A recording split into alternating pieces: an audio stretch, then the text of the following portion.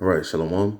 I want to start off by giving our praise, honor, and glory unto Yahweh, by Hashem Yahushai, by Hashem Rakakadash. Double honors to the apostles and the elders of Great Millstone that taught me this truth. And a sincere peace, blessings, and salutations to you, Akim, that are across the four corners of the earth, that are pushing this knowledge and truth and this sincerity. All right, today I want to get into a few scriptures, related to covetousness and how a lot of the men that have been called into this truth, they suffering from heart problems. And when I say heart problems, I'm talking about the mind. All right, because they have their mind set on the wrong things, and that's why you're starting to see men break down. They're starting to lose their light. Okay, the Lord is putting out their light. They're leaking oil. And you don't want that to be you. So this is Luke 12:15. Getting right into it. It says, and he said unto them, take heed and beware of covetousness. It says beware of covetousness. So let's get the definition for covetousness. All right.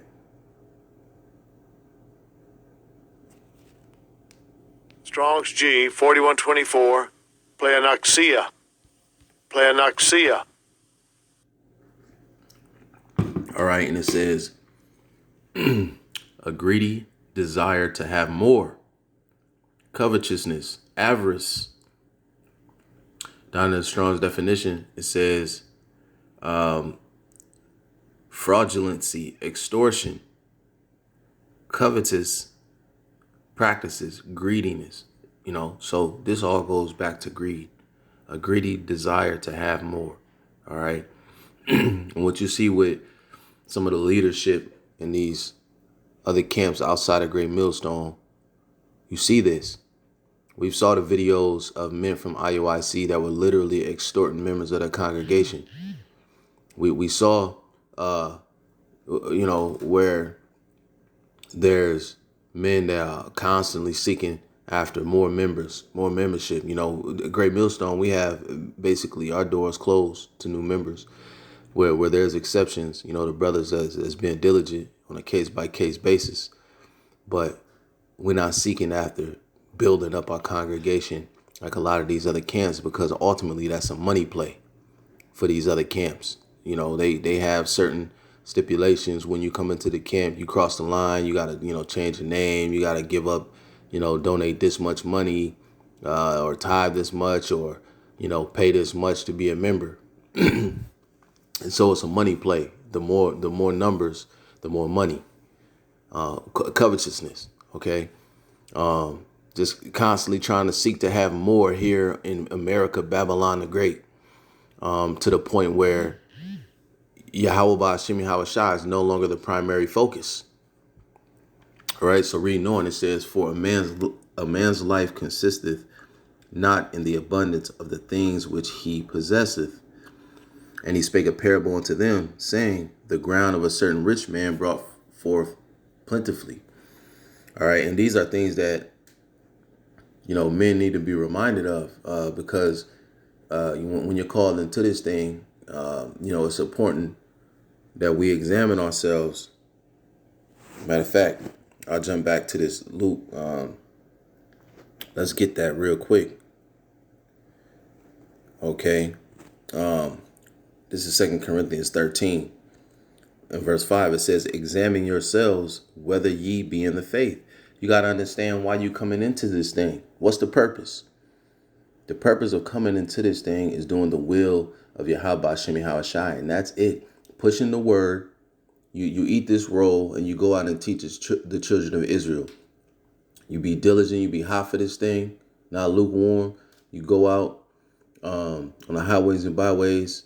And you wake up the elect. You bid the elect to the marriage, okay? And that's it. It's about learning these scriptures and going out and pushing this word. That's all that's required of you, okay? being a good brother, being diligent. You know, it doesn't require all these other things, man. So you got to examine yourself. Why did you come into this thing? Do you looking for some friends? You looking for some clout? You know, you trying to get this knowledge to use it for a means of, taking advantage of your own people. Why are you here? What's the point? Are you fighting for salvation? Because that's ultimately what we're looking for as a reward for our works. It's salvation, okay? A seat at the table with Yahweh Shem Shai in the kingdom of heaven. But you got a lot of camps, leaders that ultimately are trying to build up, a small piece of heaven here on this planet Earth for themselves. And they found a means to do it using this truth. It says, examine yourselves whether you be in the faith, prove your own selves. Know ye not your own selves, how that Yahweh Shai Hamashiach is in you, except ye be reprobates. All right, and we dealing with a lot of reprobate activity, as of late. Let's get that word for reprobate. A lot of reprobate activity, man.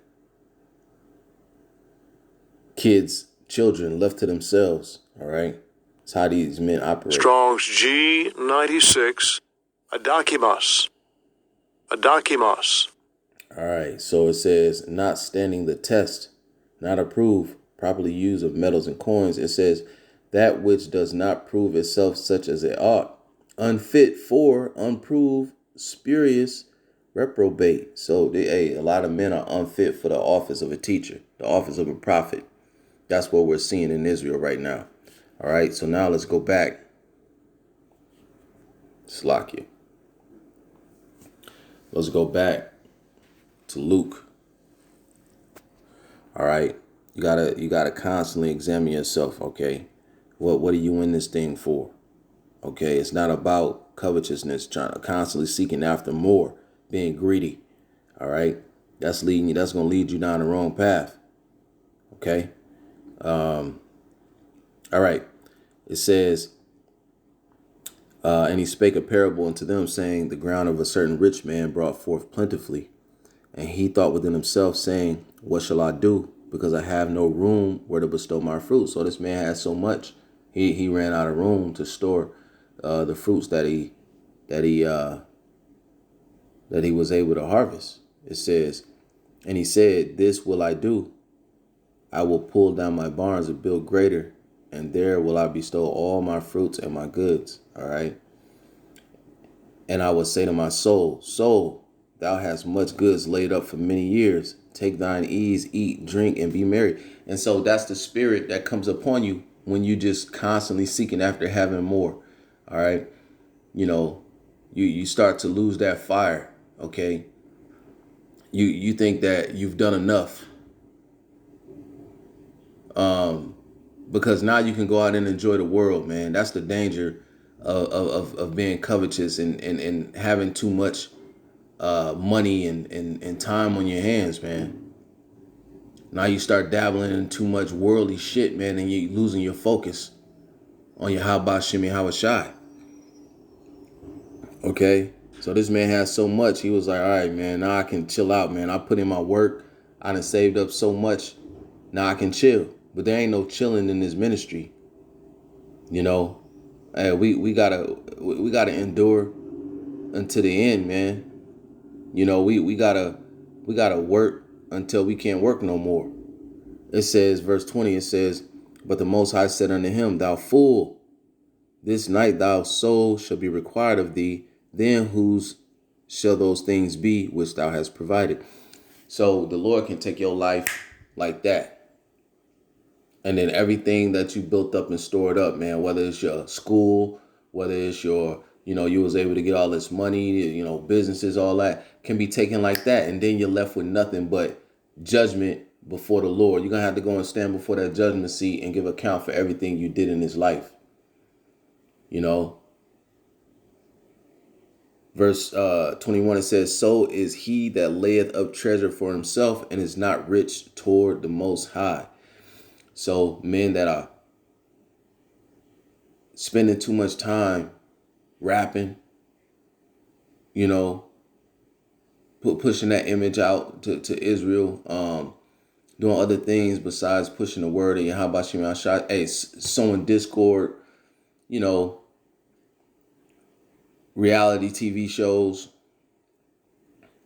you know, constantly just lying, you know, the drama shit just constantly going off, man. Disobedient, you know, not refusing order and rebuke. Hey, those men, that they're not laying up treasure in heaven, man. They're trying to build up treasure here. Nice car, Hellcats. I'm not saying that having a nice car and all that is wicked, but I'm just saying if that's where your focus is, all right, you losing sight of where your focus should be. You need to be storing up treasures in heaven. That need to be your primary focus. We just need our daily bread here in America, Babylon the Great. This place getting ready to be destroyed. What's the point of building up in a sinking ship? You know, so I'm going to skip down because like I said at the beginning of the video, a lot of these men have heart problems. This is Luke 12:34. It says, for where your treasure is, there where your heart be also. And we starting to see a lot of these men's heart is in this world. They haven't given their hearts over to Yahweh Shem Yahushai fully. You can see it in their actions. You can see it in the things they do. You can see it in the things they say. They're completely off. They're teaching Israel that you can have sex on the Shabbat when you're not supposed to be unclean. Okay? You're supposed to be clean on that day. And that seed coming out of you will make you unclean. And they're telling you that's okay. They're teaching you to profane the Sabbath. All right? Meanwhile, they got money, they got cars, they got jewelry. You know, they got bottle girls and bottles and all kind of shit going on, man. Worldly appearance. But that's where their heart is. All right? That's where their mind is.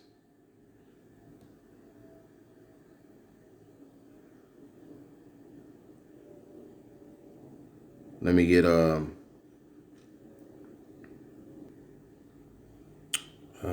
Sirach 7. All right, this is Sirach 7.